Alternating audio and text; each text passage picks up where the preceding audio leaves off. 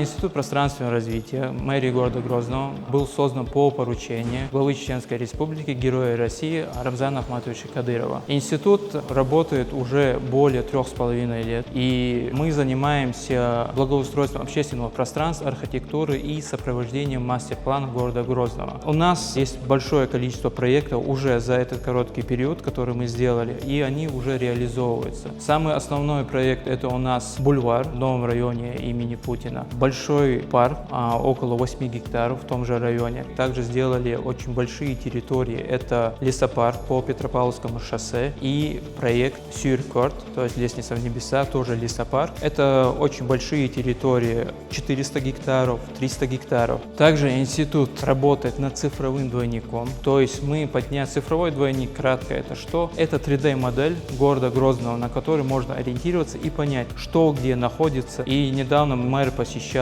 центральную площадь, это сердце, основная площадь города Грозного, и там наш проект тоже мэр одобрил, и будет начата скоро реализация проекта.